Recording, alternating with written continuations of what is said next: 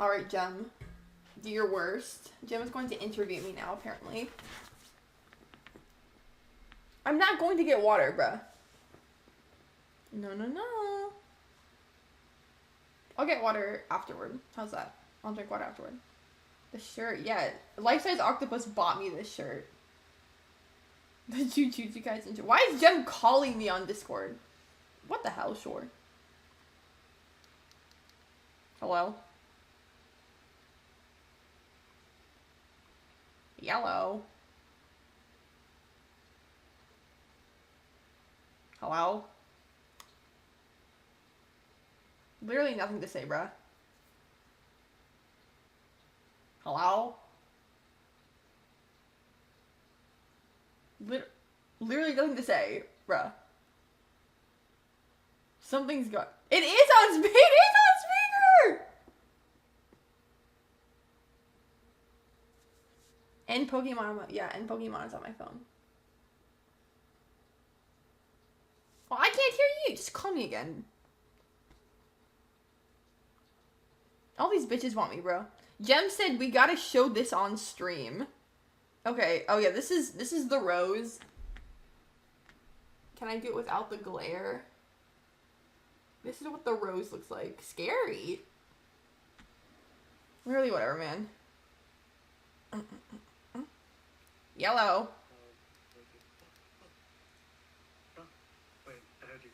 I can hear you now. Holy shit. Hi, chat. Hello.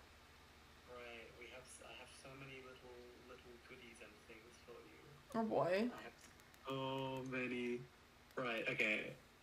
I think what I'm gonna do is I'm gonna show off my little behind the scenes secrets. And then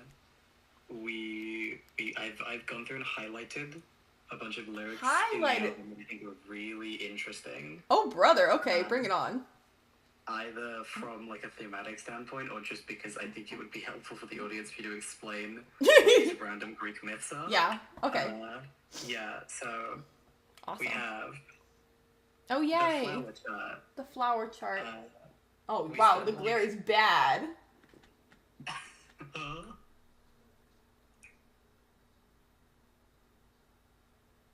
Oh god, yeah, you can't see anything. Yeah, it's bad. Oh, brother. But, yeah, we spent so long going through, like, different flower websites to, do the makeup YouTuber. There we go. The makeup YouTuber, yeah. The strat, bro. Truly. Turn Jem up. Oh, am I quiet? Oh, no. You're up. I turned you up. Oh, okay. But yeah, no, each of the flowers that were put into the bouquet on the album cover each correspond to a song. That's true. Depending on whether or not you managed to catch it. Can I get the... Let me see if I can get the album cover up, like, enlarged. Oh, yeah. Europe. Europe? My honest reaction. My honest reaction. I mean, yeah. Accurate. Correct. Oh, wow. Jump scare. This is the album art.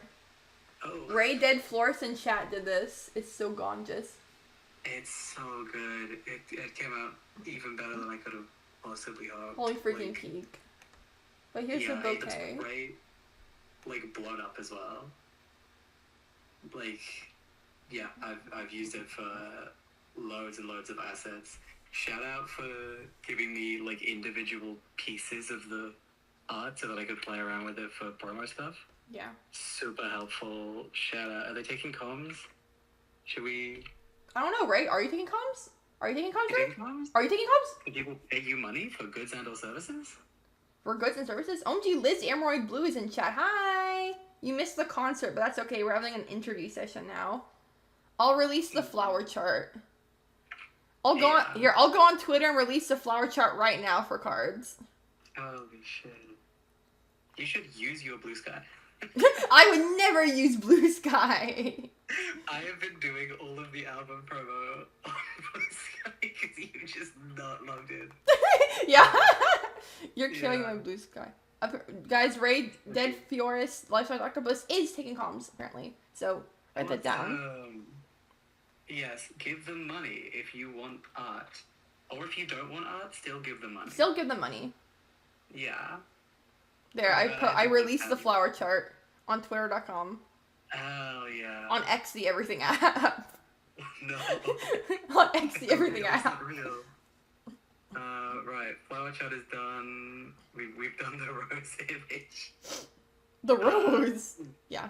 I was gonna show off the behind the scenes art that you did for. Oh, this is so. This is beautiful. Dude, I was about to say it's so piss ugly, right? Yeah, this was my. I did a sketch. I have to do the makeup YouTuber hand thing again. Oh god. It didn't work. Oh no, it did. This is my initial sketch, just playing around with it. Kind of crusty, messy, but we ball. I think it's really pretty, but it was really fun to go through and like pick out aesthetically pleasing flowers that also had symbolic meanings. It was very fun. You'd be surprised about how few meanings flowers have. Most of them mean the same thing, which is flower. Flower. Yes. Okay, right. Are you ready for your Genius Lyrics interview? Your official canon Genius Lyrics interview now. Hang on. Ray has a comment about the bouquet. The bouquet was a struggle because I didn't know if I could add more than one of each flower. I couldn't ask because it was on a plane. My goat. You know, you did amazing. You did amazing. I think you did add a couple more of one of them, didn't you? But either way, it wasn't like... Yeah, IDF. It was... Yeah. You had to fill out the bouquet, yeah. No. Definitely added more. No. If you would have asked, I would have said, yeah, add as many as you want. Cards just lost a Pokemon battle by 1 HP. That's really sad. I'm sorry for your loss. L? Just have 2 more HP? Yeah, just have more HP? IDK. Okay, yeah. Are we ready? Are we hyped? I'm hyped. Who's hyped? Who's hyped, chat? I'm hyped. Who's hyped? So we're going chronological order. Okay, bet. All of these lyrics will be released in several places when we can figure out how they work. True. That's true. Yeah, okay. So starting with Halo, my favorite song, Halo. All of the songs are my favorite. Hello. I Fell Straight from Grace Complacent sums up the song pretty much entirely, but I want to hear, like, your take on that. Oh, yeah. That's, yeah. That, it's... Feel free, by the way, this album is so, like, heavy emotion. If there's at any point where you just want to skip a lyric, like, feel completely free. No, I'd love to talk about it. What's your relationship with your mother? Your relationship with your mother? No, I Fell Straight from Grace Complacent. It's basically summarizes Halo as a song. It's about, like, knowing you're quote-unquote sinning, which is the falling from grace, but, like, you do it anyway, so you're complacent in it. It's not like you just got booted out of heaven like you knew what you were doing. So you're kind of reaping what you sowed, I guess. Mm. It's like, can you really complain about it if you knew what you were getting into? Yeah. Yeah, I get you. That's always struck me as, like, certainly one of the lines of the album. Yeah. I'm so good at this. One that hit me, like, really recently is, like, I have no idea what this means. Look the gator, make me face it. Ooh, yeah, that's along the same lines of falling from grace. It's like, you know, Christianity, like, when you die, we stand at the gates of heaven and we have to face God, like, and he will judge us. So it's the actual gate. It's the gate of heaven. They're named after a guy, right? Like one of the saints. Oh, I'm a fake Christian. I don't know. I don't know that much. Saint Peter? I think it's Saint Peter's pearly gates, right? I generally don't know. I'm gonna get crucified. you're gonna get locked out of the gate and made to face it. Yeah, but that's like, yeah, it's instead of just the falling from grace, it's like at the end of your life you stand before the gates and, you know, again, it's facing the consequences of your actions, like being like, yeah, I can't get into heaven. I lost my Halo. But can I really complain about it because I knew what I was getting into? It's that same kind of thought process. Yeah. I was right about it being St. Peter, by the way. I don't know why I know that. Wait, low-key, my Christian baddie gem? Wait. Okay. Just flat out, like, I lost my halo. I feel like we went over this a lot with Grace Complacent, but like, yeah. I mean, yeah. Losing your halo, it's, it's a very obvious reference to, being, like, when Lucifer fell from heaven, like, losing that status as an angel because he chose to say he knew more than God did. Like, I lost my halo. Where you compare yourself explicitly to Satan, and it's like, but it's not like obvious. Yeah, no. Like you could listen to the song and not realize it, which is something that I love about this album so much. Like so much of it is like at least one layer deep. Mm-hmm. Like none of the lyrics are just like straight out there, which is so. Yeah, I don't. The main draw of the album is the lyrics for me. Like, I think we had this conversation just the other day. I was like, I'm gonna pay $15 to add lyrics to Spotify because that's just how important the lyrics are to the music. Yeah, and I was like, you're insane. That's $15. I wouldn't do it. I wouldn't pay $15 for anything. Not even a sweet treat? Not even a sweet treat. 14 minimum. That's crazy. Maximum. Anyway, continuing on the Satan line, gotta win the war. I think we actually talked about this one too once. This was one of the first lines you asked me about. It's a direct reference to spiritual warfare. So, like, Christians believe that our souls are constantly being fought over. Like, we are constantly engaging in spiritual warfare and this battle between God and Satan for our very souls. So saying I have to win the war, it's saying like I have to win the spiritual warfare, like, I have to win it, so I can make it to the gate. It's just very like there are a lot of lines in the album where unless you are studied up specifically on the like law, I want to say like part of it's biblical, part of it's Greek, and so like if you don't know those specific like tales and stories, like you're gonna miss some things. Yeah. I mean, obviously, right. Speaking of, we are past Halo. We're on to the second song of the album, Icarus. My favorite. My favorite. Okay, immediately starting out bad. I want to talk about the "You Left Parked in My Garage." Oh, I actually don't think we've talked about this one, and I've been holding on to the meaning of this one. Oh my god. I think the full lyrics is. So can you remind me? Feel the burn on your rings from the headlights of the car you left parked in my garage. Because you thought you'd fly so far. It's not about a literal car, obviously. In my head, Icarus, it divides the speaker and the person it's saying you at into two different people, but they're the same person. It's talking to another version of yourself. That's trying to get to where you want them to be. So saying you left the car parked in my garage because you thought you fly so far. You thought you had the wings. Like, you thought you could ditch the quote-unquote car. Like, you thought you had the wings to be able to fly, to make it out, to make it to the next step, to make it to the sun. So you left the quote-unquote car behind. You left your legs behind. You left that old life behind, basically. Like, you are still human way, or in a yeah. I also want to talk about the first time that I asked you about this lyric, which was not to actually get an understanding of what it meant, but because I misheard it for most of the album's production. You've already said slurs on this, so I can say this. I originally thought it was, feel the burn on your wings from the headlights of the car you have fucked in my garage. Just completely out of left field. Yeah. I thought you were just heavily judging someone who'd had like car sex in your garage. Icarus if it was good. Icarus if it was good. Every song on this album should be about sex, actually. Actually true. That's what makes it good. Was that the only fucking thing I had to say about Icarus? No. Honestly, just like the Icarus metaphor in general, because like you picked that intentionally. Yeah. I think we'll talk about that more with its like sister song, if I can say that about Sisyphus. Yeah. Like they're very intertwined. I'm being judged for the car sex, not having enough yaoi. Sorry guys, I'll work on that. You know what? I can do that. I can do that. Jim can do that. I'll spot you for Yere. Thanks. But yeah, the wanna be Icarus so bad, you commit any sort of sin. I mean, that makes a lot more sense with the sort of talking to yourself. Yeah. Yeah.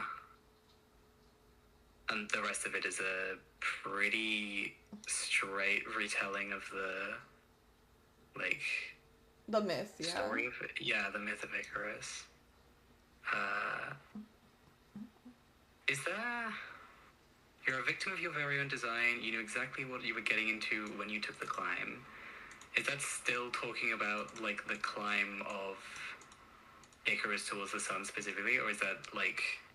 Yeah. About something in real life as well? No, or is that just... Icarus, yeah, climbing. For some reason, when I sing that line, I always picture, like, an actual mountain. Even though that's, talk about like... mountains in the next line. Yeah, I thought... Yeah. Which is, yeah. I think yeah. But... Yeah. Yeah, it's just that idea of reaching a height. Like, I guess I think about climbing Mount Everest when I sing that song. Like, trying to reach a height that, in this case, is, like, transitioning. But for someone who's not transitioning to the song, it can be, like, you know, fame or, like, a better hobby or a new job or, you know, it's Icarus is about, like, trying to reach something that's, like, not meant to be reached. Right.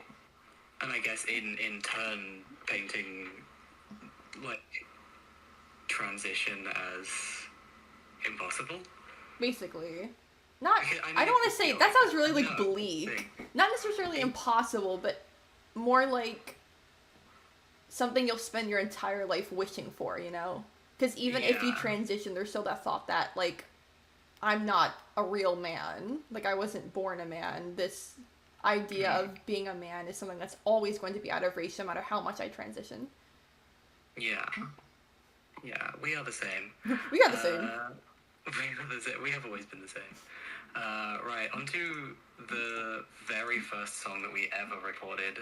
Sisyphus. Everyone slightly put down Sisyphus. I love Sisyphus so much. I want to say Sisyphus is the song that convinced you to produce this album, was it not? You posted a lot of music on your private account. I did, yeah. Before you just, like, I think you, like, tweeted or like said in a voice chat or a Discord server, like, about creating an album, and I was like, we can do that. That's doable. Hold on. That's doable. Didn't I find it while I was looking through I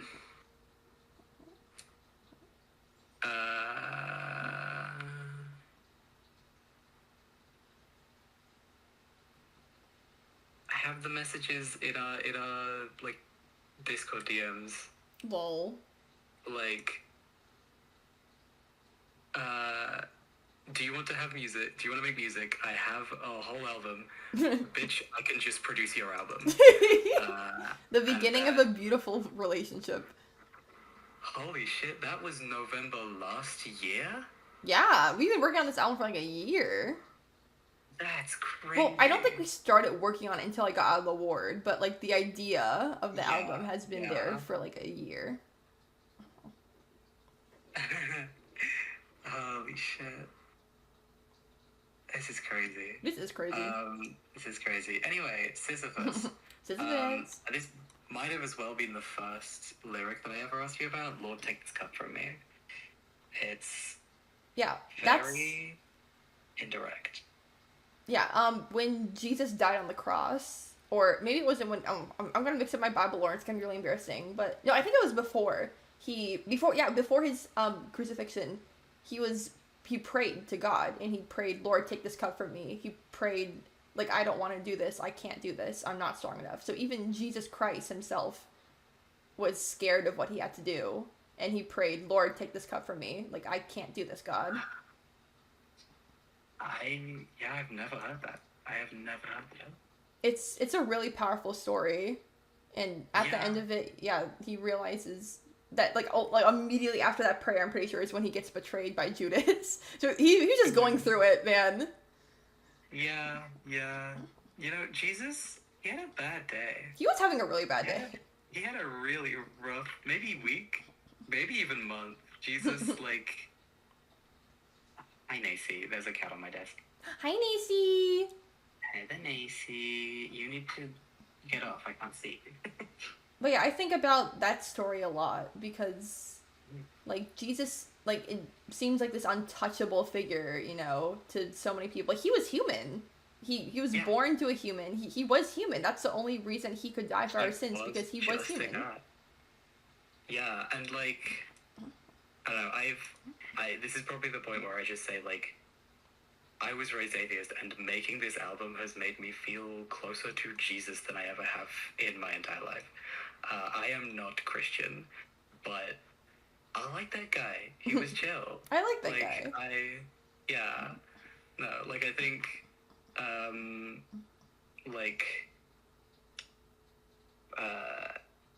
Jesus represents a lot. And if you actually, like, pay attention to the shit he was saying and doing, you can learn a lot from him. Oh, yeah. No, 100%. You know? Especially about all the feeding the poor and being friends with prostitute shit. It's got me far in life.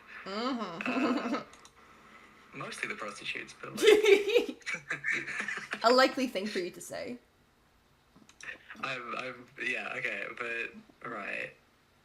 Lord, take this cup from me. We've got the I am not your strongest soldier, obviously. Yeah. That's a very direct, like, God's strongest soldier. Yeah. Reference. Yeah. This specific line here, I'm no commander or a general in general, always makes me think of the Modern Major General song. Oh my god. You know what? Sure. What the hell? Yeah, sure. Like, I mean, it's just a extension of I cannot put up a fight, right? That's honestly, I just want to talk for like a minute about I wish I could rip all my flesh off and break free. Oh yeah, when I was in the ward, my therapist would ask, what was the exact question? It was something like, oh yeah, we had this. They would have a nightly check-in, and they'd basically ask us like, what are your feelings right now? And I would tell them I wish I could rip all my flesh off. Oh. And they like that. Like, I think that was what they wanted. Yeah, that's exactly what they wanted to hear. No, because that's the only way I could express like what I was feeling, because it was directly after a phone call I had with my parents where they basically denied my transness again. And that's when I gave up for like a solid 2 weeks after that. Like, I just could not see a future. And people, they would do the nightly check-ins and they say, how do you feel right now? And I'd say, I want to rip all my flesh off. No, I remember. They'd say, do you have any like self-harm urges or like suicidal urges? And I'd say, I want to rip all my flesh off. Yeah. Yeah, that makes sense. Which actually, not to jump ahead, but the original lyric in Die Die Trying was not punch the wall, watch my knuckles bleed. It was slit my wrists and watch them bleed. But I changed it because I felt like it was too edgelord. That would have been a bit heavy. Yeah, very I also heavy. like the it's very physical, the action of punching a wall. Yeah, I like the new lyric a lot better. It feels a lot more like how the song was meant to be, like defiance almost, like not defiance. Like punching a wall is defiance. Because, like, if I can say, slitting a wrist isn't defiant. It's not, like, that's not... Yeah, no, it's... pushing towards any goal. But, like, letting rage out can be. Yeah. Even if it's, like, destructive. It can be for something. Which is a lot more like, fitting with the song, I have so many lines in Die Die Trying. Oh boy, okay, let's not skip ahead, let's finish Sisyphus. No, we're not through Sisyphus, Atlas. Ooh, this is a fun one. Atlas is the myth of this guy who literally held the world on his shoulders. And there's this like movie that I think it was a book originally, that hi new person in chat, welcome to the stream, we're having my genius lyric interview. We're talking about Sisyphus. So Atlas Shrugged. It's this book called Atlas Shrugged, and it's low-key like conservative propaganda, I'm pretty sure, but I kind of fuck with it. And you're a conservative. yes, so I'm a conservative, yeah. and the album is over, and I'm getting canceled on Twitter.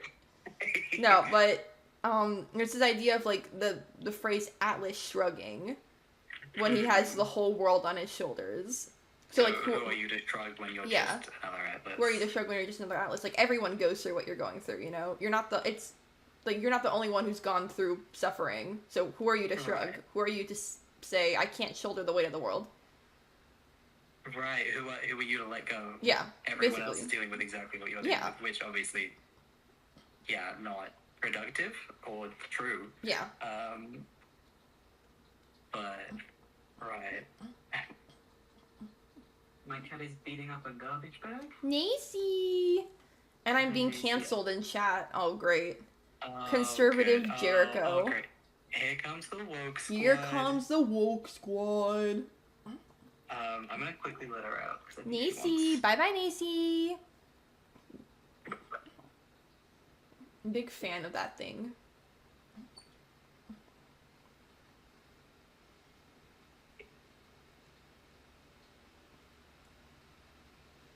There we go. Actually, can we take a second to talk about our favorite co-producer, Harumi? In loving memory of Harumi Fortnite Jonesy. Yeah, was on like maybe like 3 of the songs. Yeah, I think she was on like 3 songs. Hello. Basically, this is a good time to mention this. Actually, basically every single one of the songs had an intro or an outro taken from like the outtakes. Yeah. Basically, that got cut out for the actual album. Like, they'll go somewhere sometime. I don't know, fucking somewhere. They're kicking. The files are still kicking around, and like if we ever do like a anniversary thing or something, wait a year. Yeah. Wait. I'm not touching this album. Wait a year, chat. For like a minimum a year. Yeah. No. No. But yeah, there's like, I mean, a couple that we wouldn't be able to release in the first place. Yeah. Do you actually mind saying the one that we're both thinking of right now? I don't actually know which one we're both thinking of. Are we thinking of Oh Fuck? Oh, that one was good. That was awesome. Jay dropped his guitar at the end of one of the recordings. I dropped my guitar and it made like it sounded like an atomic bomb went off. Okay, if you're not thinking of that one, then we're thinking about I'm Not Wearing Pants and It's So Cold. Yep. That was the sequel to I'm Not Wearing Pants and It's Cold. Yeah, the sequel to I'm Not Wearing Pants and It's Cold was I'm Still Not Wearing Pants and It's Still So Cold. Yeah. Fuck, I missed that. I had to put it on a remix. Let's work it out on the remix. Right, so Sisyphus lyric that mentions Icarus. Keep climbing to new heights until you're just another Icarus. Like, it's the same as the Atlas line, but it's harkening back to Icarus. Yeah. Which, if the songs really work so well together, they would have been the perfect singles. I'm sure you would like that.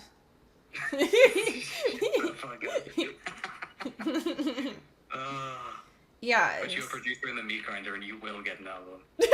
That's not true. Happened to me. Yeah. Right. I think that's... Oh, obviously the album name being in Sisyphus. Do you remember if there was an album name before My Body Was Designed to Kill Me? Not with this specific set of songs, no. There are past albums, but this specific album did not have a name before My Body Was Designed to Kill Me. Yeah. But, I mean, it was just like... I think after we finished recording it, we just named it that at some point, and it stuck. I think it was supposed to be tentative, and then it wasn't anymore. Well, yeah. But do you want to talk about it as a line, and, like, why it became... Yeah. So it's, my body was designed to kill me, my brain was made to send me straight to hell. And it's a direct reference to, like, disability, both physical and mental. Because Icarus is about gender dysphoria, but Sisyphus is about depression, just, like, flat out.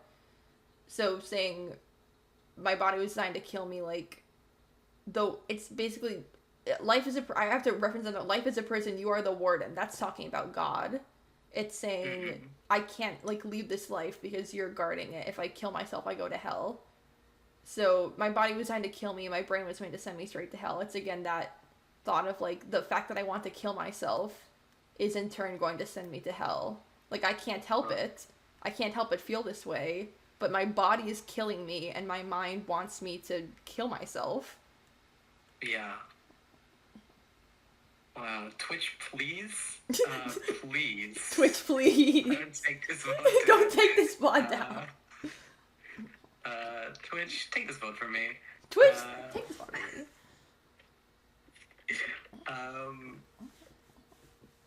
Yeah, sorry, did you have more to say about that already? I don't think so. Yeah, it's basically just saying, like, your body and your mind being debilitating, basically, like... Yeah. Where else do I have? Yeah, that's everything. It's very, very... Thank God, so much of this album is, like, repeating choruses. Yeah. I finished all of the lyric videos for this album in 3 days flat. That's true. 30 minutes of editing work in 3 days. Literally crazy. Actual insane work. I had like a week to do it. And I was like, I need to get it done right now. Skull. And so I did it in the first 3 days of the week. And then spent the rest of the week being tired. So real. There's cat hairs all over my monitor. Macy. It haunts the stream. Ugh. Even in out of the room. Okay, Die Trying. Very first line, immediately. Never learned how to tie a knot. Must have missed that day in Girl Scouts. Yeah, it's an immediate reference to the next line of the verse, which was never good at tying my shoes, because the same can be said about a noose. It's basically the next, yeah. Yeah, it's basically it's all just leading up to that noose line, saying like, oh, I was never good at giving up, I guess. Like, my mom used to tell me this story of when I was a baby, when I was born, I lifted my head up, and I guess that's like not a thing babies usually do, because she talks about it a lot. Yeah. And I feel like that encompasses a lot of who I am. I'm not someone to like back down from something. Right. I'm very stubborn, which is what Die Trying is about. I mean, it's how this album got made. Like, if it wasn't for your perseverance, like, this wouldn't have happened. But yeah, those lines, basically, yeah, it's just saying, like, I can't, like, the thought of suicide is not in my capabilities. Like, even the thought of doing it. Yeah. It's a fun one. Right. So we talked about Punch the Wall, Watch My Knuckles Bleed. I just want to talk about I'm hanging on by spite and a thread. I'd rather die than die trying, so I'll never end up dead. I'm gonna be so real. When I thought of that line, I felt like Isaac Newton discovering gravity. Was he the gravity guy? I felt like a genius. I was like, whoa, I'd rather die than die trying. If you got that wrong, that's the funniest thing. I got that wrong. I don't know. No, I don't think I did. I also don't know. That would be really funny if I did. Someone fact check. Someone fact check. I'm pretty sure. Snopes? At Snopes? Anyway, yeah. So. Yeah, I felt like a genius. Like, I would rather die than die trying. But yeah, it's basically saying like, it's saying, like, the thought of to die trying, doing something. Like, I'd rather die than for that to happen. I'd rather die than fail doing something, you know? Right, okay. So I'll never end up dead is the exact next line. So it's basically saying, through this cycle, I'm never going to die because of this mentality. Which is obviously true. Which is obviously true. Yeah. No community note. Okay, we got a fact check. He is the gravity guy. I was right. Thank God. Okay. I thought so, but it's album release day. I don't have thoughts anymore. So true. Yeah. speaking of, this album is available to stream right now on everywhere except Apple because Apple didn't like us. Because Apple didn't like us. That's true. That's a true story. If you use Apple Music or iTunes, you can pirate it. Mm-hmm. You can listen. One of my friends is exclusively listening to the album through Instagram notes, which is really funny. So that's also an option. Awesome. Danny, shout out. Yeah. It will be available completely all the way through in the lyric videos on YouTube if you want to watch it for free, and if we can, ad free probably, just because like. Probably. I don't think I'm monetized on YouTube. Yeah. It's not like YouTube pays any money anyway. Yeah. Yeah. Awesome. The dog metaphor in Die Die Trying, I just love. Oh yeah, there's this constant reference to me being like an animal or a dog. Yeah, which is you coming out as a furry. Yeah, which is the meaning of it, and I'm actually commissioning Ray Dead Flores to draw me a persona. Live on stream. Finally, you've stopped being a scaly. Yeah, I've been freed from my scaly bonds. But I think the idea of like, do you know that line that's like, I don't know why I bite. Like I'm an angry dog. I don't know why I bite. It's not on the album. It's someone else. Someone else said it. I don't know where it's from. But I recognize it, yeah. But yeah, it's poetry or something. Yeah, something like that. But it's this idea of like you're picturing an angry dog. Like I later say like my mouth's full of foam. Like I'm a rabid dog. Like I need to be put down. It's a very Dog on the Side of the Road is one of the like hardest hitting lines on the album for me. Just like emotionally, like it really gets something. And I don't know what it is almost, you know? No, I know what you mean. It's like there's this idea that no one in life is ever going to come to save you. So you have to save yourself. And I think that's what Die Die Trying is about. You're an angry dog on the side of the road. No one is coming to help you. But you're begging, throw me a bone. Like, give me something good. Give me something to keep going. Yeah. Chad is saying it's BoJack Horseman, apparently. No shit. What was the quote? The quote, I'm an angry dog. I don't know why I bite. Something like that. If that's BoJack Horseman, I'm gonna laugh really hard.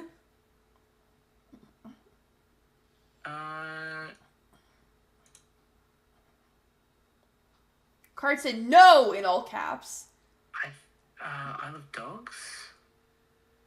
Maybe I'm not a violent dog. I don't know why I bite. Losing Card said it's Isle of Dogs. It's Isle of Dogs. Yeah. It's a quote from Isle of Dogs that's been used as internet poetry. There's also an album called that. Interesting. Right. The greatest crime that ever committed. It's time for a fun one. I love this song. I love how themed this song is. Everything being very legal and very heavy. I do love just the fact that you at some point say, I swear solemnly so tell the truth, the whole truth, and nothing but the truth, also help me God, in full. Yeah. Which means that technically you have sworn into oath, and if you lied on this album... SpaghettiOs!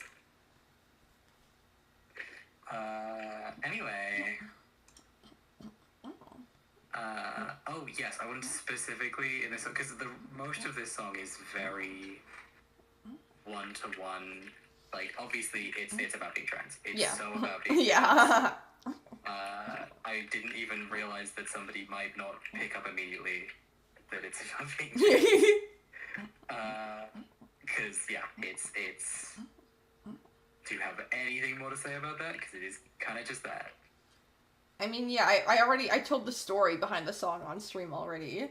It's kind of, It's this, I think my favorite line in the whole song is, of course I respect your beliefs, it would be rude of me to think otherwise.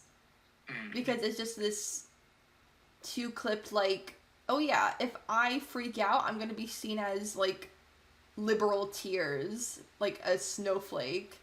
But if I disrespect your belief, you're gonna be seen as justified in your anger. So like why is it different? What's the difference? Yeah. Then that's kind of the main point of the song. But very specifically, the line "No one represents me." I plead the fifth. I plead not guilty for the charges brought against me because no one represents me.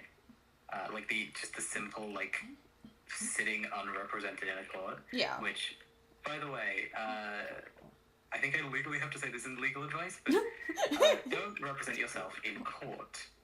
Bad idea. If you've seen the movies, it goes badly. Skull emoji. Yeah. Anyway, that's a very like potent image to me, and it's my favorite of the song by far. I like didn't realize that was about that until you said it on stream, because I remember you telling me about that when it happened. That's really funny. Like we were on call like the day after. Yeah, no, you were like live updating one of the servers. Toxic Yaoi Train, probably. Yeah. Shout out. Shout out. Anyway, that is like all I had to say about that song. Other than, I mean, just the visualness of "You Took a Rock to My Face." Oh yeah, it's a very visceral song. Like you bashing your brains out, blowing your brains out. Like it's about violence. Like it's a visceral song. Disguised with a happy beat and a lot of court metaphors. Yeah.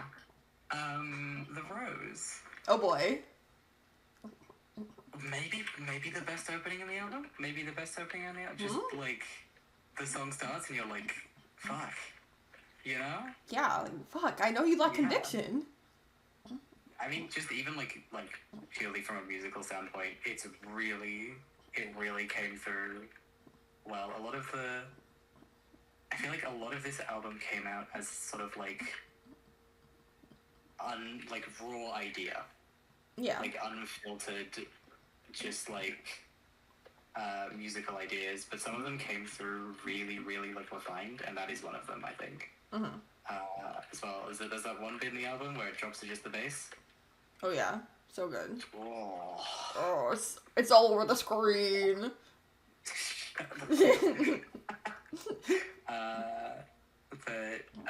So The Rose is stranger than fiction, the way I only exist inside your head. Very potent imagery to me, but I also wanted to ask, do you just want to talk more about that? Did you have something behind that, or? Yeah, it's the idea of the person that, like, my mom wants me to be. Like, this girl in her head that I'm just never going to be. You know, it's stranger than fiction. Like, quite literally, like, there's this idea of me that only exists inside her head, and if I step out of that image, then it just all comes crashing down. Yeah. Yeah. Did I have... Oh, yes. There's, like, halfway through The Rose, you pick up this ongoing metaphor of vegetation, gardens, and flowers and vines, seeds. Specifically the line, starting with all of my vines and my bones, plant a seed in your garden, now it's overgrown. Yeah, it's, to me, The Rose is, like, I mean, quite literally, it says, you know, if a rose grew up to be a dandelion or daffodil, you know, if a rose went by any other name, it's very obviously about transitioning. And like, with I'm using still the metaphor, I was. Yeah, exactly. I'm still the person I was, and this idea of, like, you know, you plant a seed, you think you're ready to take care of it, and then it just overgrows your entire garden. It's like, you know, having a kid not being prepared for the way they turn out. Okay, yeah, that makes a lot more sense. I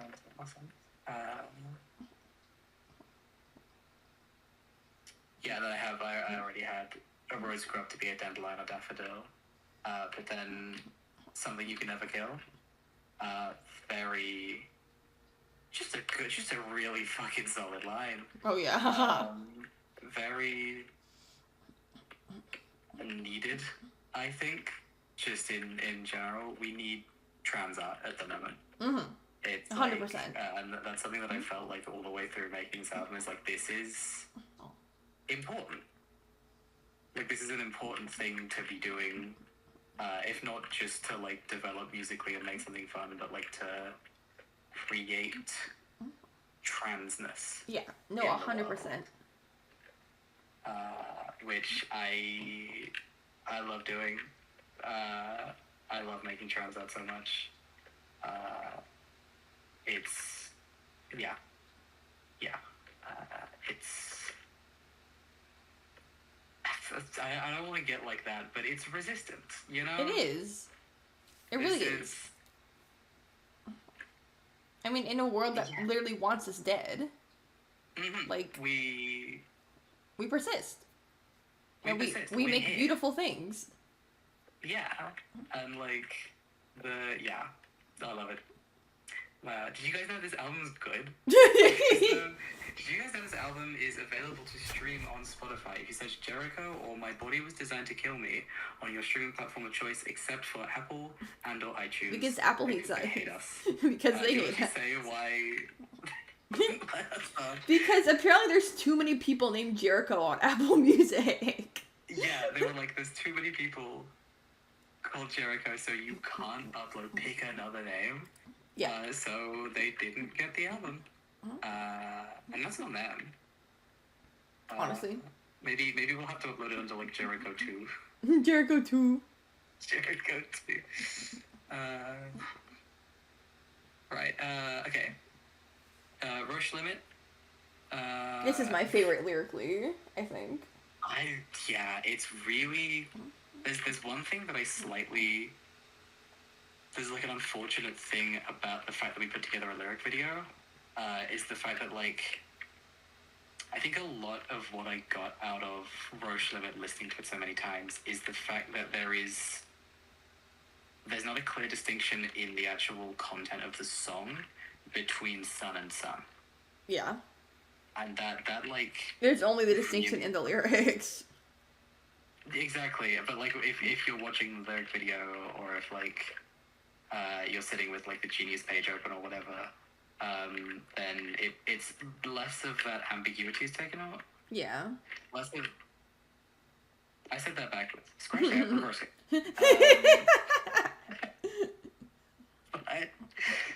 Thanks the fucking Possessed by Timothy Chalamet. Willy Wonka. Oh, it's so good. I haven't seen that fucking movie. Yeah, that was like getting flashbanged. Anyway, yeah, so, well, that's like a bit later in the song, but first, the universe revolved around the Earth until it didn't, and then specifically, a man declared the sun was the center of everything in it. I mean, if there's more you want to say about that, awesome, but like, just to provide context to the people who... The people who don't know the science. Yeah, Copernicus, for a very long time, the church basically thought that the universe revolved around the Earth. And Copernicus was the scientist who challenged that and said, actually, it revolves around the sun. And they had a really big beef over it. I think he might have been, don't fact check me, I think he might have been arrested, actually, for this belief. But it was a very, like, huge conflict. And it's this idea of challenging what the church says, the same way transness and being queer challenges what the church says. If you want a modern example of someone like Copernicus, open Twitter and search the word puppy girl. No. Sorry. Talk about a Pandora's box. Talking about it. Whoa. And then I have Copernicus highlighted as well, because I'll be honest, I didn't know that was his name. I thought you were talking about two different guys. Lol. I don't know. Anyway, yes, I love the quotes in this song. The need, I swear, never doubt that I care are just so... I don't even feel like I can ask you to talk about them. You know? There's so much there that you're just going to have to listen to the song like 5 times. Yeah. To really get it. There's this idea in these, like, I guess they're bridges? Pre-choruses? I don't know. But, like, I scream and pull out your hair. It's this idea that it's, like, a childish fight. Like, there's no substance behind it. Yeah. Yeah. And that's sort of the image I wanted to create. That, like, this is just a pointless fight. There's... It's, like, we're pulling hair. We're acting like toddlers when this subject matter is brought up. Yeah. But, and then, yeah, the rest of it makes a lot of sense to me. I do have the sun metaphor, just the sun thing, really fucking solid. I found that, like, listening to this song enough, it works both ways. Yeah. Almost. Like, for most of the lyrics in the song, it's like, yeah, I'll be like, that's me. That's me. It's like the other thing. Yeah. Shout out, honestly. I mean, I think that's something that's, like, important with a lot of trans artists, how... I don't know, every single person who is trans experiences something different. Yeah. And yet we all experience the same thing.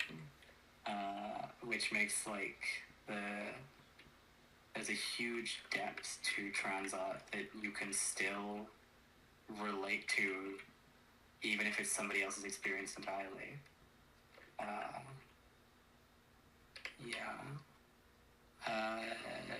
Join the whale! Join in the whale! Like, still, I'm sure I've asked you about this, like, 3 times. I still don't get the bubble one.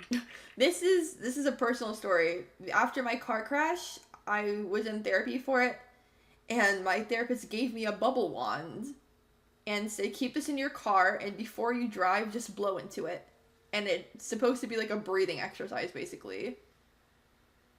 Huh. Maybe I didn't ask you about that. That's a very simple answer. I think I always imagined it being mace. Being what? Sorry? Mace, like spray. Oh, lol. Like self-defense, yeah. That was, like, my immediate, like, interesting. Thank you, the therapist. Did it help? No. Yeah. Well, it made for a good lyric, so... Yeah. Did it really? Maybe it did help in the end. With writing this album and nothing else. I can imagine every single time I had to drive, I get, like, bubble mixture in my mouth. That's... Yeah. Nah. You know how, like... what's it called? Like, the bubble stuff. It just tastes... Yeah, the taste. So, I can, like, feel it right now. Yeah. Literally visceral. ADLs. She asks me every day about my ADLs. What are ADLs? Acts of daily living. Ooh. Which is also something that my parents are constantly talking to me about. My therapist is constantly talking to me about. When I went to the ward, they were constantly talking about, it's like ADLs, ADLs, ADLs. You have to get your ADLs down. Right. And... yeah, do you want to explain a bit more about what actually that meant and why it didn't work? Or, like... It's basically, like, your ADLs are, like, the things you have to do to function. Like, eating food, drinking water, showering, brushing your teeth, keeping up with your hygiene, you know, making your bed in the morning, taking out your trash, doing your dishes. It's just everything that keeps you functioning as a human being. You think it would have worked if they called it self-care? You need They to can get market Gen that. Z with it. You do. You really do. Yeah. Because, like, honestly, if you make life a little bit more girly pop, it does help. No, unironically, I've been hyperfixating on, like, shower routines. Like, all the extravagant hygiene girlies. And, like, I've been showering more than I've ever showered in my life. You really just have to have fun with it. Like, I no just bought, joke. like, some really nice strawberry scented soap. Oh, that sounds so good. And I smell like Haribo's every single time I go out the shower, and I love it. I would literally shower every day if I smelled like Haribo's afterward. Awesome. Jonah and the Whale, let's talk about Jonah and the Whale. The Jonah from the Whale. Jonah and the Whale. I will run away, I'll decompose and run away. I don't know the story of Jonah and the Whale. Really? And you never asked? I always assumed we would leave it for the interview. Yeah, so there's a lot of times yeah. where I've had lyric and I've been like, I should ask about that, and then I forget. So this is my final reckoning. So Jonah, I don't remember the exacts, but basically Jonah was called by God to go to Nineveh, and I think it was like to preach to them or something. I don't remember the specifics of why he went, but Jonah got scared and he ran the other way. And in doing so, he got swallowed by a whale. Like Pinocchio. So as he was decomposing in this whale's stomach, he was like, God, I'm sorry. Like, I really screwed up. Give me a second chance. And by some miracle, he got out of the whale and he went to Nineveh and he fulfilled his mission. Right. Honestly, even if you're not super into like the Bible, I'd recommend just reading an actual synopsis of Jonah and the Whale because it's a very fun story. Mm-hmm. I would say like for me personally, I've like interacted with the Bible a lot on a like textual level. Like if you go into the Bible as if it is, I hope you don't mind me saying like a fictional work, the same you would do with the Greek myths or anything else like that. It's stuck around for a reason. Yeah. You know? No, it's an incredible story, whether you believe in it or not. Yeah, it's well written, it's well told, a lot of lore to get into, fuck, all the fan fiction. The fan fiction. You've heard about Mormons? Fuck. That's just crazy. Sorry, they don't like to be called that, do they? Sorry, Mormons. Sorry, Mormons. Shit.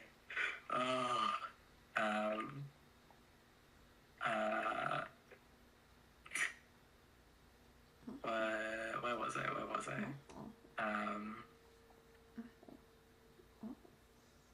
Yes. Oh. Just one of my favorite little... It's listed here as a bridge. 1 step forward, 2 steps back. I'll make a schedule to keep track. I'm well aware of what I lack, but instead I'll hit the sack. Just solid. Just a really fucking good line. It's very fun. I know what I'm not. I'm going to sleep. Literally. So I'm going to sleep.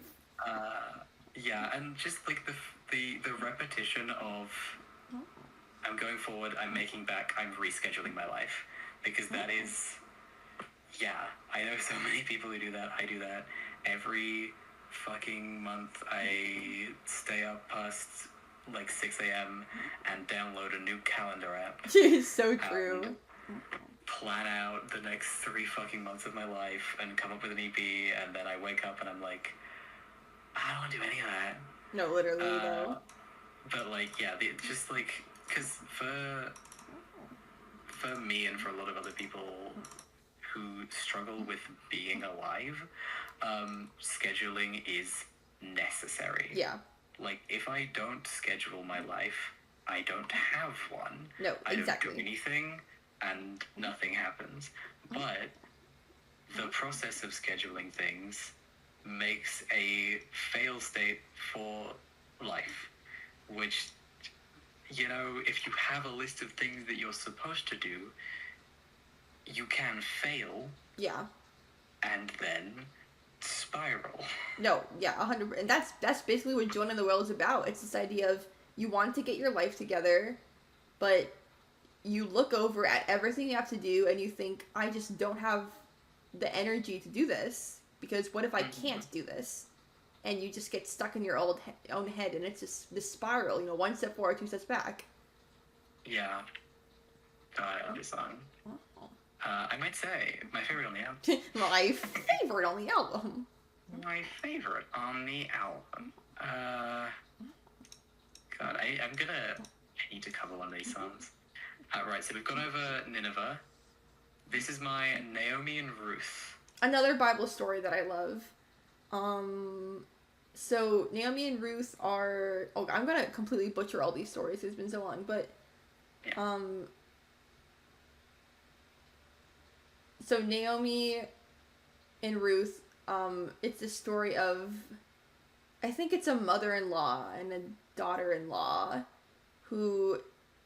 Oh my god, I'm gonna butcher this so bad. I want to say Naomi is the mother-in-law. Let's just go with that. Let's just... Actually, I should Google this. I'm gonna Google Naomi and Ruth because I'm gonna mess up the story so bad.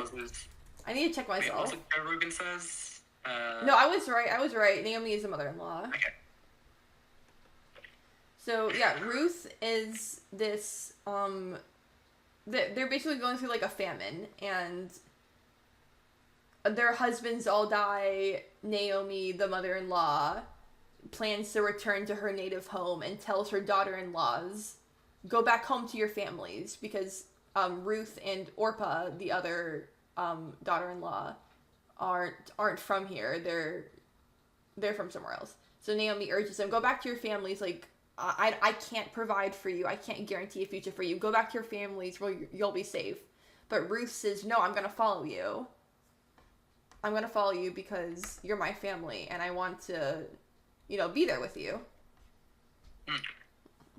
So it's this idea, this is my Naomi and Ruth. Like, I want to find something worth following, I want to find something that's worth leaving behind when I know what is safe, which is... rotting in my depression and failing all my ADLs. I want to find something worth, like, getting up and saying, no, I want to follow you into the unknown. Yeah. That's really resonant. Like, it takes a lot to find something worth doing. Mm-hmm. For real. Like, for your life, and I think very privileged to say that I think I found it. Aww, wholesome 1000 moment.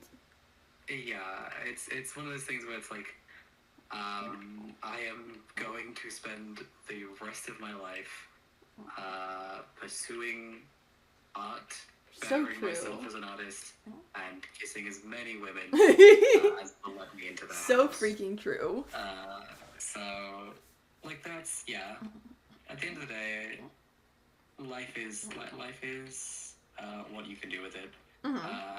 There's literally no one who can stop you.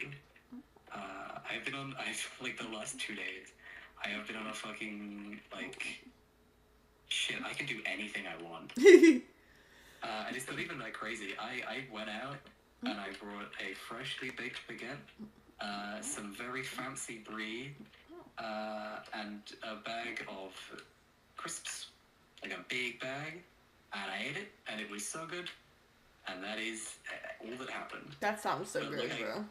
I got up, I went out for the first time in days, and I took care of myself. And that's, you can do that.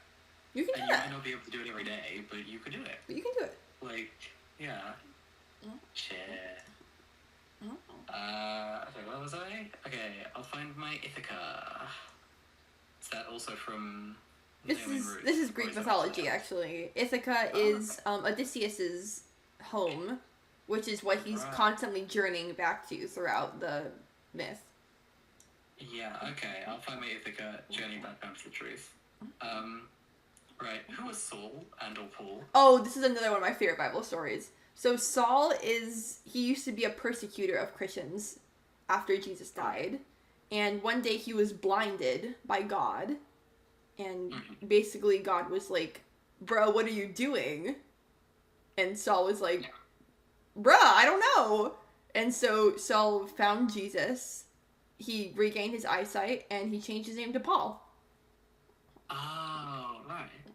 I've actually been writing an entire novel based off the story of Paul, which is fun trivia, but for another day. But I love the story of Paul.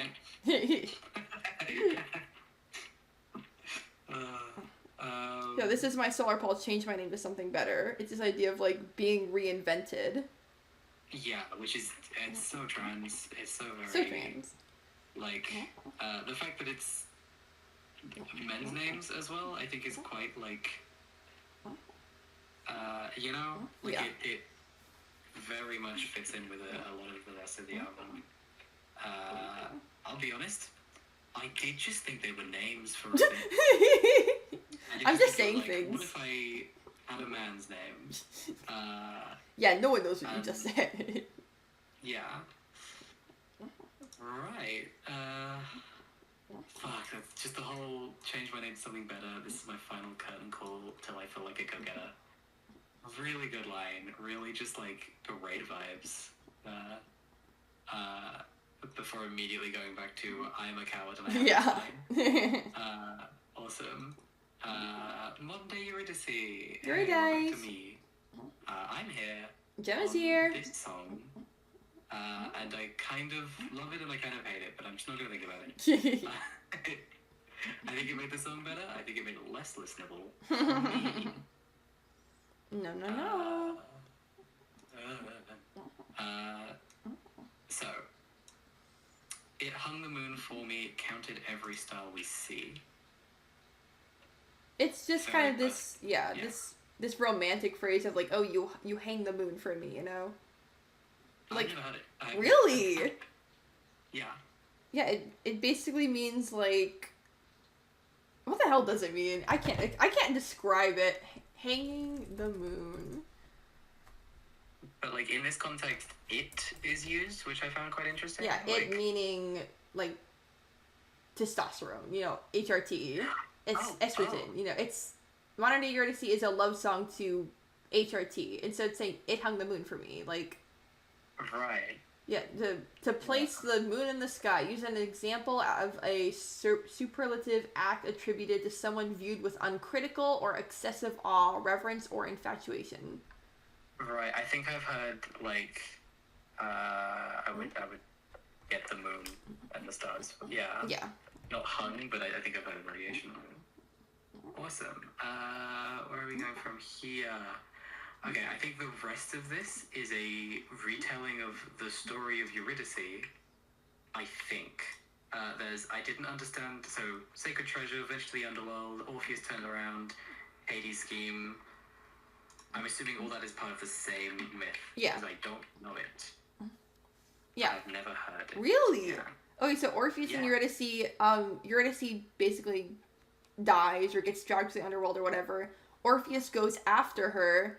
He says to Hades, hey, that's, like, the love of my life, let her go. And Hades is like, okay, she has to follow you out of the underworld and you're not allowed to turn around. If you can make it out without turning around, she's yours. And, of course, Orpheus looks back. He just loves her so much, he has to make sure that she's still there. Right. I am thinking about the Morpheus rap from the Eric Andre show. I do not know that, unfortunately. Morpheus, Dorpheus, Orpheus, go eat some walruses. Orpheus porridges, Morpheus. What the hell, sure. Horses. Confidence, corpuses. Worcester Shaw's, go to your orifices. Red pill, blue pill, Morpheus, walruses. Seashells on the seashorepheus. Morpheus is drinking a 40 in a death basket. Sure, man, whatever. It's from the Eric Andre show. Interesting. Let me pull up the fucking Worthy Kids. Can we put like a React streamer? Yeah, Like, sure. It's like 40 seconds. I guess we'll do a little bit of promo for this guy, just as like a. If you don't know Worthy Kids, he's an amazing animator.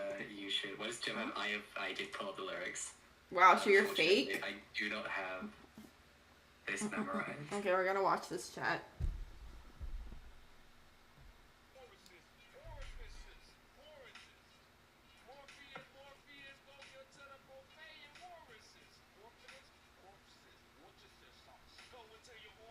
Oh.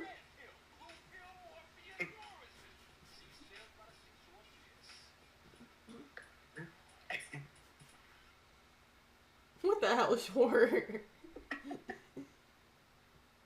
Again, I have cultural touch points. Clearly. Interesting. Well. Anyway. Anyway, what's Cards another, lost the 10 Pokemon second battle delay was again. Awesome. Yeah. Anyway, just so we're covered. That's Worthy Kids on YouTube. Very good animator. Audio from the Eric Andre Show. If you don't know it, don't worry. I also haven't seen it. Lol. So yeah.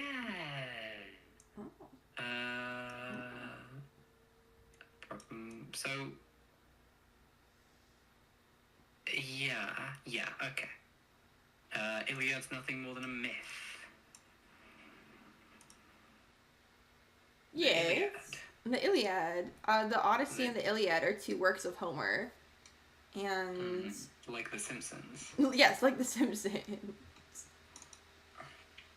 It's basically just, a fun little, we can play hero, like all these myths and these legends. Right, okay. Like, we can play pretend, We could, yeah. But, like, in context of the larger theme of the song, does it have, like, more than a... It's basically just being, it's touching on all these myths that are referenced kind of throughout this song and the rest of the album, just kind of being, we can, just saying, we can play pretend, we can have fun, we can play hero and have our whirlwind romance, it's all in good fun. Right, well, you can have your fairy tale with HRT. Yeah, exactly. Yeah. Awesome. That's a nice one. That's a nice thing. The 50% of this album is really hopeful, and the other half is the complete opposite. Yeah. It's really interesting. I think a part of that was the different times that you wrote it at. This was written across years. Yeah, basically. Yeah. And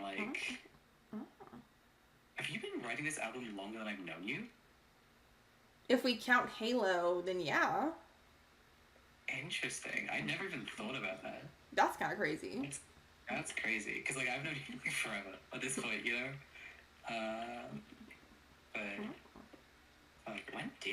we're not going into that. Well, we met at some point, but I have no idea when or where or how. I think it was Jeans. It was probably Jeans. Yeah. Thank you, Jeans. I just finished a mission for Jeans. Lol.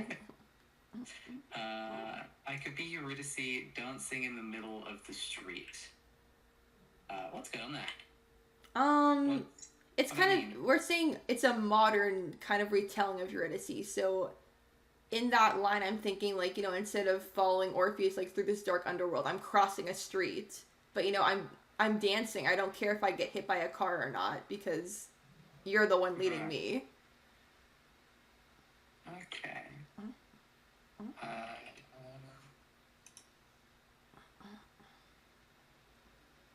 No, Becky, yeah.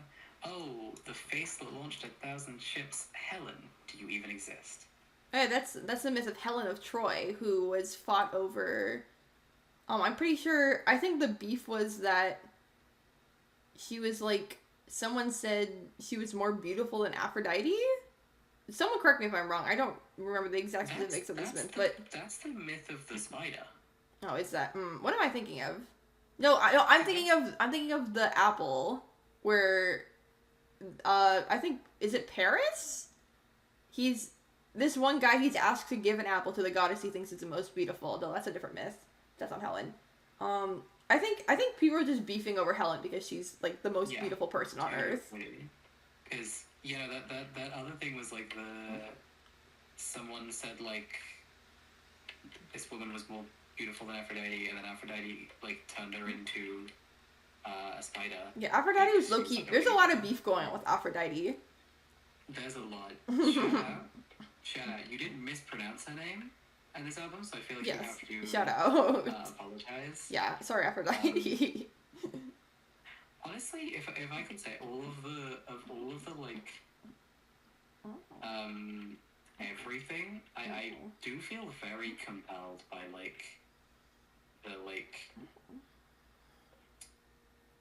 Aphrodite and Persephone. I feel like I don't know. I feel like if I do something, if I say something, I'm in trouble. It's a deep primal like belief in me that I don't know where it came from. Lol. Maybe I just believe in beautiful women. So true, honestly. We need to normalize this. Yeah. Anyway, yeah, you're the apple of my eye. Like if I mispronounced Aphrodite, Yeah. which I think I've pointed out to you before. There is like a song. I can't remember who it's by. You did show me this, yeah. Sydney Gish. She has a very, very good song that I like a lot about mispronouncing Persephone's name as Persephone, and mispronouncing a lot of other things. Good song. Feels very tonally similar to this album, in a sense. Maybe just because it's about a Greek goddess. Lol. But yes. Oh, my favorite, actually, I think single-handedly my favorite line on the entire album. A post-transition transformation, Eurydice. What is the post-transition transformation here specifically? It's this idea of, like, I'm saying, you know, I'm Eurydice, but I'm also Orpheus in the song. You know, constantly the viewpoint shifts back and forth between HRT being Eurydice or HRT being Orpheus, you know. HRT being something leading me out of the underworld, you know, leading me out of a dark place. Or HRT being Eurydice, the thing that I'm venturing into the underworld to find, that I'm risking my life for, that's just so beautiful that I have to turn around. So this post-transition transformation is this idea of we're being united, like Orpheus, Eurydice, you know, we're one and the same. And then finally, when we become one person, you know, this post-transition self. It's really a love song, not to HRT, but to my future self post-transition. Right. I have been getting something entirely different out of it, and I think that's really awesome. I want to hear what you got. Just like the idea that we never stop changing. Like after the very literal transitioning of being transgender, you can still transform. Like there is never an end to becoming the better you. Like, and because a lot of people, I mean, even me, like, I'm not on HRT. I don't know if you know this, like, it's a struggle to get in this country, especially, like, if you're in situations. But, like, this idea that, like, not that it's not important, but it's not the only thing that can change me. Yeah. Because there was a while where I did just think, like, I'm gonna get HRT, and then I'm gonna be Gem, and that's it. That's me, you know? And no, I've been Gem for... Yeah, when was I 16? I have a timer on my phone. Lol. 5 years. That's crazy. 5 months and 27 days. And I have grown so much as a person, but after becoming myself, you know, after transitioning, I'm still growing, I'm still changing, and like that's something that I have learned to want, not just to like become a girl, but to become me. You know, there's yeah, I'm rambling a bit. No, I really love that, actually. I think that's really powerful. I love music so much. I love music. Right, we are... But also, just the fact that this line is I think it's the only line where there's an underlying... It's not a counter melody, but counter lyrics. In the... like... almost, it's not quite, but like the yeah, you know what I mean? There's nowhere else on the album where it does that thing musically, where it creates such an interesting, almost like a polyrhythm to it, that which just sounds good every single time I hear it. Every single time. I love it so much. And I'm sure I will be revisiting it at some point when I get better at recording vocals. Lol.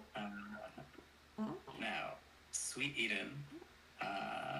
So this one is, you mentioned specifically to Jesus Christ. Yes. Or God more generally, but like, I know, I see a lot of this album as you talking directly to him, especially this song. I mean, you do talk to him, specifically Jesus, in multiple parts of the song, like Footprints in the Sand, and Yeah. we'll get to that. But the discretion that you question at the beginning of the song, I don't see a purpose to all your discretion. Is that whose discretion is this? What's the? It's God's discretion. So it's this idea, like I said, I wrote this after I got into my car crash. So it's this idea that, like, why do bad things happen to people? I don't understand. I don't understand why I got in this car crash. I don't understand why I'm transgender. I don't understand why I have autism. I don't understand why I have Tourette's. Like, I don't, like, why is there so much discretion surrounding these things? You know, I don't see a purpose. You're asking for answers. Yeah, I'm asking for answers. Because I always see discretion as like secrecy more than like, but discretion is colloquially it is wanted. Like it's not by definition, but the most common use for discretion is wanted secrecy, and so to use it as unwanted secrecy is really interesting. Yeah, it's because I guess technically, you know, you're supposed to believe in this greater plan that God has. Yeah. So it is wanted secrecy, but at the same time, it's also unwanted. Like, I don't see a purpose to it. Like, I know there is a purpose, I just don't see it. Mm-hmm. Right. Because when for a lot of the time that I was working on this song, I believed it to be more about at the church or someone specific in your church. Like, I don't know, that was just like the immediate vibe that I picked up with, like, my reluctance here is mild. Like, you keep your doors open the way that, like, a church does. The door... The way a community does, where it's supposed to be open and welcoming, but whoever this authority figure was, someone in the church. I don't know what the people in churches are called. No, the door line is actually a reference to a Bible verse that's like, ask, seek, knock. If you knock on the door, it will be opened. Which is, it's basically saying, if you go to God, you know, he will provide a way. So saying he keeps the door open, you know, all you have to do is knock. And then, okay, I want to talk about the butterfly metaphor, but I also am going to bring up Weezer again, because it's so funny to me. Weezer. The 100% of you who don't know off by heart the discography of the band Weezer, their second album that they released, Pinkerton, released in 1996. Don't ask me why I know that. It's a very rock, much heavier than their earlier music, considered by the worst guys you've ever met to be the best album of all time.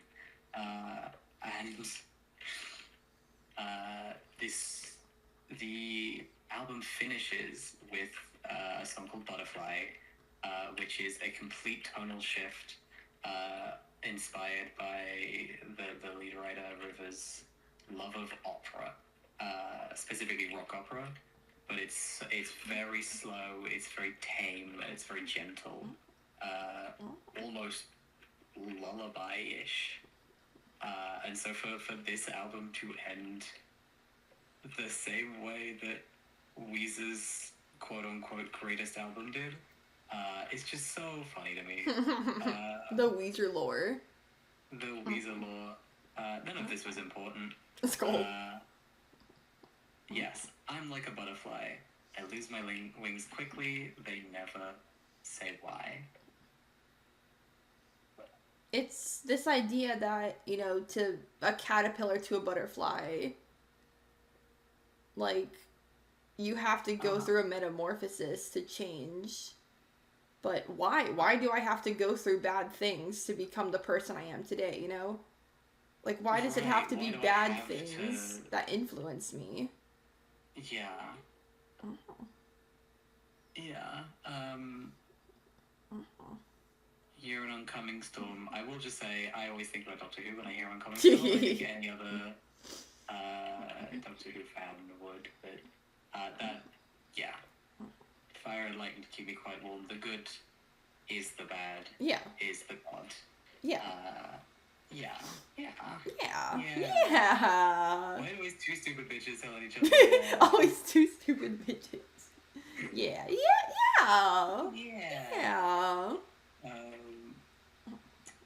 Right. And finally, at the end of the world, I'll find you waiting like you said you would. It's because, you know, God promises that even though we will go through trials and tribulations, he's always going to be with us every step of the way. Right. So it's this idea of, you know, at the end of the world, you know, God is still there with you. Even if the world is ending, he's still keeping his promise. He's still there. And so forgive me, is there somewhere where God promises a literal Eden, or is it more of a return to God's light? A return to God's light, yeah. Not a literal Eden, but... yeah, okay. Because I was unsure if that was a reference to like a specific Bible verse or a story where God promises Eden back upon, I don't know, if we invent TV really good or something. Yeah. If God gave us like milestones and checkpoints, it was like, if you get to nanochips, you've gone too far. Nanochips. We are too far. God, there is. It's so hard not to see our current like state of the world as somewhat like biblical almost. Yeah. With this sort of everything feels demonic now. No, honestly. I don't want to start another like what was it called? Satanic Panic. Yeah. Because like it's not, but it is. Like those themes have survived, and like the fact that we have evil computers burning the world and creating horrific images of political leaders killing each other. No, like, it's like weird. Weird is the only word I can describe. It's demonic. It's demonic. It is. It really is. Yeah, and like if I can see why there are so many people who are like, this is the end of times, and it's not. Every time has always been like this. Yeah. You just weren't living through it last time. Yeah, no. We will stand for no doomerism in this chat. We will come out of this on the other side better and brighter.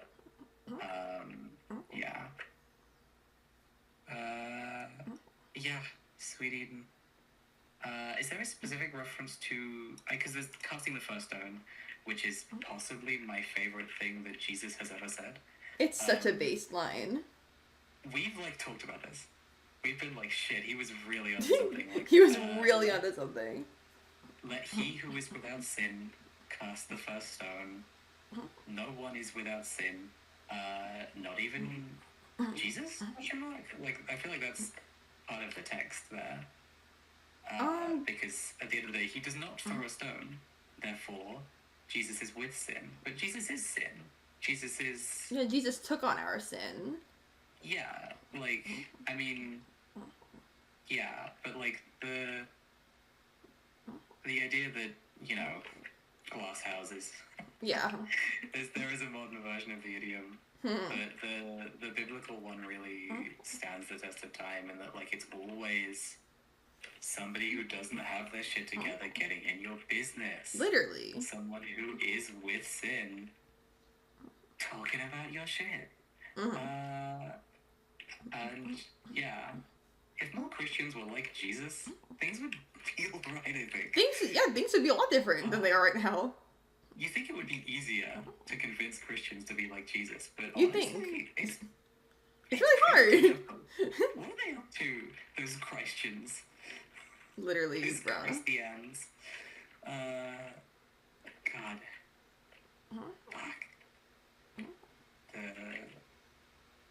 The name of Christ has been besmirched, and we're all doomed. Yeah, pretty We need much. to put a hole through America. We honestly do. This is the I only think way about this left. so much. America being a Christian nation, and America having some of the most watered down and like non-existent forms of Christianity, Yeah. is. I should stop getting up in arms on stream. Hi, chat. Hi, chat.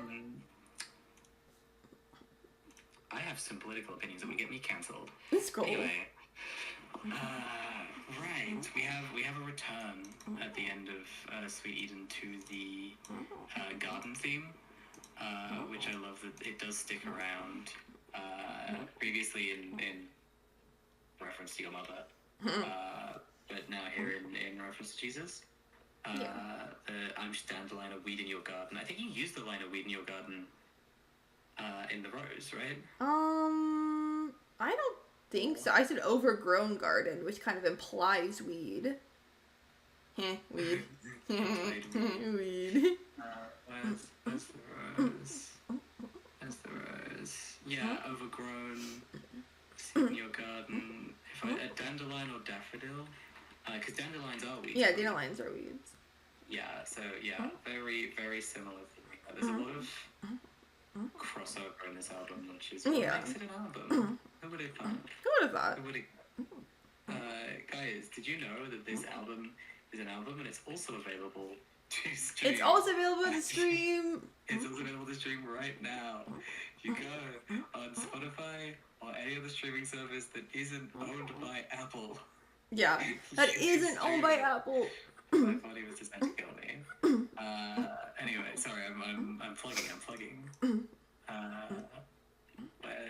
Where were we? In your garden, you blow to the winds. Sort of discarded by Christ. Sort of discarded, but also like, you know, dandelions, they're seeds. Like when you blow a dandelion, the seeds scatter. So it's this idea that you've been given a chance to grow. Yeah, given a chance to grow, to touch other people. I'm gonna touch you. Hello, holy shit! Deck of cards, like losing cards. Oh shit! What the? Like losing cards. Oh, whoa. Where is it? Yes, a specific reference to a specific Bible verse? Question mark. I hope it's a Bible verse. Footprints in the sand from when you revive. I actually think this is a reference to a poem about. It's a reference to a poem. It's about. Oh God, I'm gonna butcher it. I'm always gonna butcher all my references. Basically, it's someone's walking in the sand, and they only see one set of footprints, and they say, God, where are you? You promised me that you would walk alongside me. And God says, I'm right here. I walked ahead of you. That's why you only see one set of footprints. Because I was clearing the way for you. I think I definitely saw somebody who like drew it as a comic, but Jesus is like riding on your back.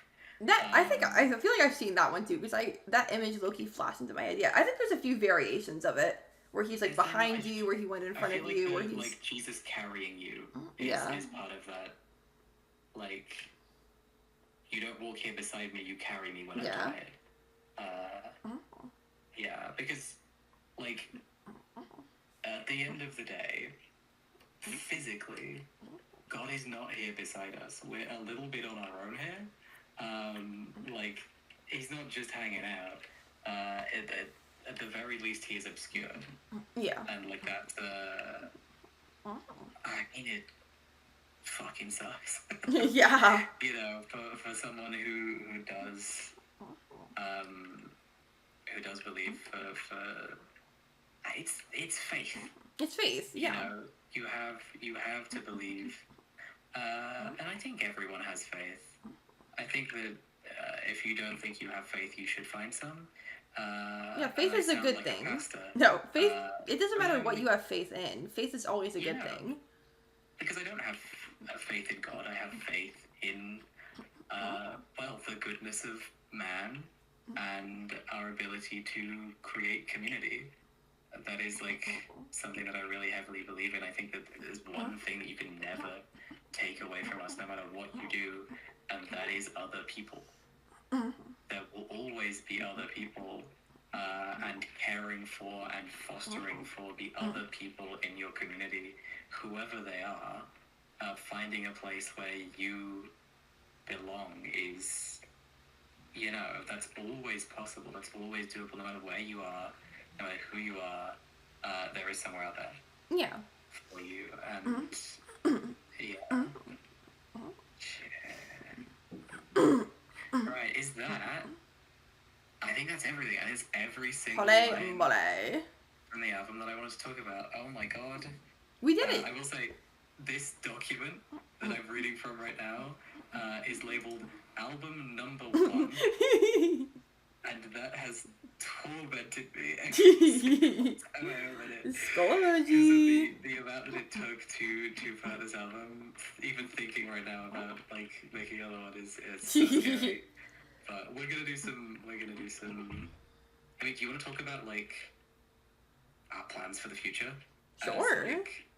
Because I mean, I was thinking about this earlier, but like the line between like Jericho being a solo artist and Jericho being a band is like kind of.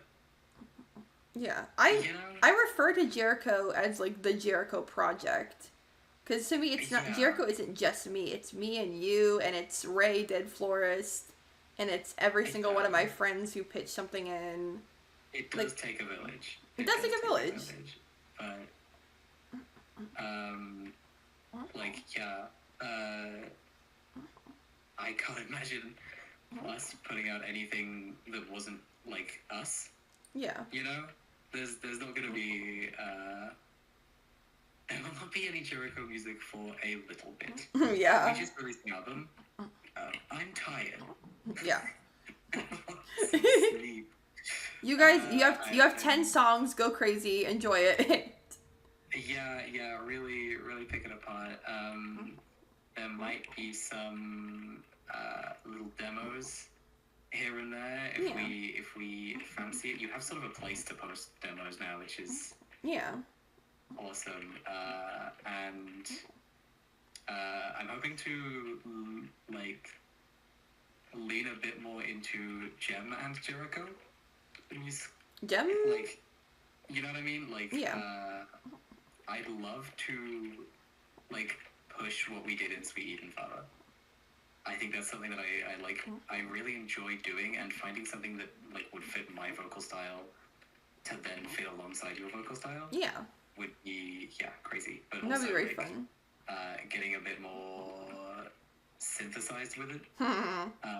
Because we've got the piano in the album, we've got the violins in the album that they're from. If you don't know about it, it's the BBC Symphony Orchestra VST. My goats. It's a professionally recorded VST that's completely free, along with you downloading some big VST software that I've never used for anything else. But yeah, a lot of the album pulled through on that, and this album sounds nothing like what I usually make. So if you're gonna like go to my SoundCloud and look for something, you're not going to find this, but you will find the closest thing to hyperpop that I'm physically capable of making. And like, if I am, whatever we put out next, I hope that it's going to be pop. Like, I don't know about that, but we can definitely lead in that direction. Yeah, no, not like just pop, but like I can feel that as we went through the album, we got more and more drums and piano and layers and like stuff. Where like we started out with like Sisyphus very raw, very plain almost. Yeah. Like we're developing as artists, and that's Yeah. gonna go in a direction. So yeah, I'm gonna go ahead and say there will be something from us. There will be Before something. the end of this year, but before the end of next year. Depending. Cortana. Hello? Okay. What the hell, sure.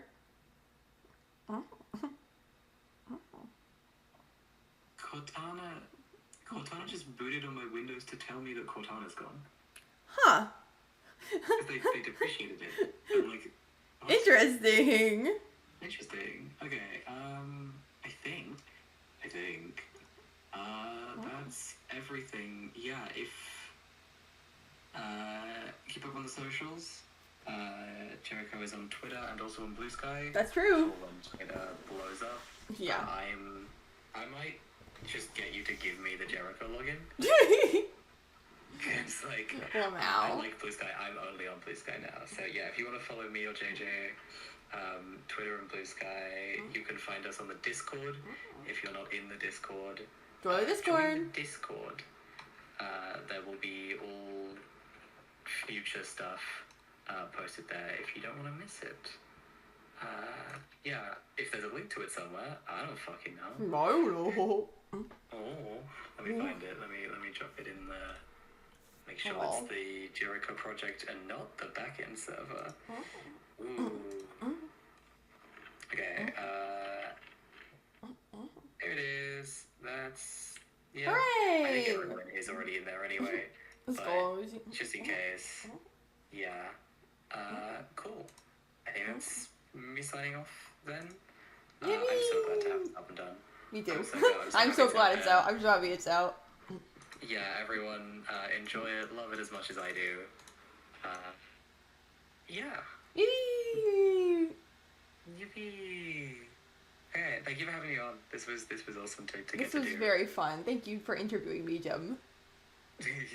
I'm hoping all of these responses I can sort of bundle up from the VOD and stick onto Genius. Yippee! Official genius. Which, official genius. Yeah, but that'll be when we figure out how to do that. Yeah, lol. I'll make a lol. Yeah. Okay. Bye. Bye. Bye, Jem. Farewell, Jem, which also means it's farewell stream. Chat, thank you everyone for coming out. Thank you for listening to my music and that 2-hour-long interview. Wow.